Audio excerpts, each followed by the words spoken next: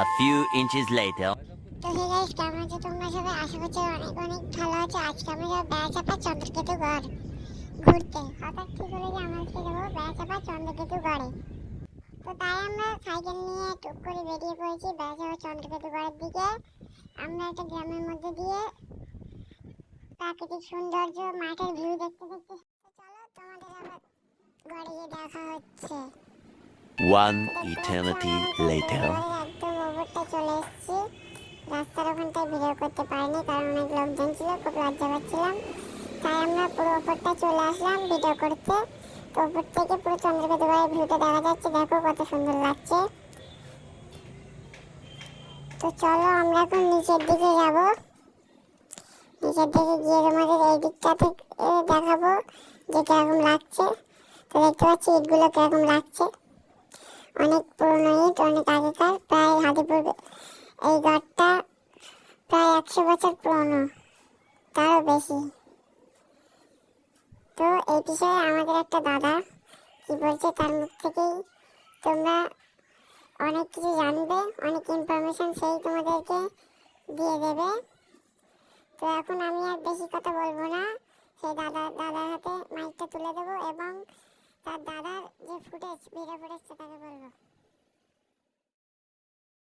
বিভিন্ন সময়ে একাধিকবার উৎখনন পরিচালিত হয়েছে। চন্দ্রকেতুগড়ে যে প্রচুর সম্ভাবনা লুকিয়ে আছে, 2500 বছরের পুরনো সভ্যতার ইতিহাস, তা প্রখ্যাত ইতিহাসবিদ রাখাল দাস বন্দ্যোপাধ্যায় প্রথম আলোকিত করেন এখানে এসে এবং পর্যবেক্ষণ করেন 1909 সালে।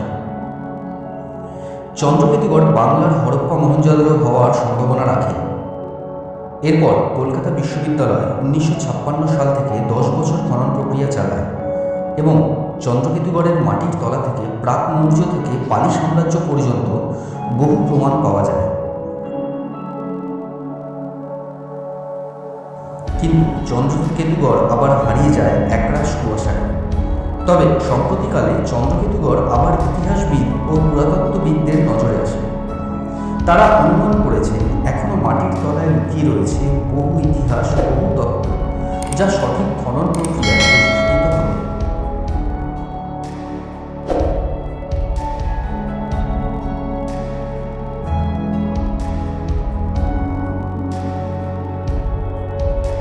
কিন্তু চন্দ্রকেতুগড় এখন লোকালয়, তাই আছে খননের জন্য অনেক অসুবিধা। এখানে এ পর্যন্ত যে খনন করা হয়েছে তাতে পাওয়া গিয়েছে হাজার হাজার পুরাতত্ত্ব, পাওয়া গেছে প্রচুর পোড়ামাটির শিল্পকর্ম, অসংখ্য রূপার মুদ্রা, কিছু স্বর্ণমুদ্রা, পাথর ও কাঠের সামগ্রী, হাড় ও হাতির দাঁতের বস্তু, ধাতব বস্তু ইত্যাদি।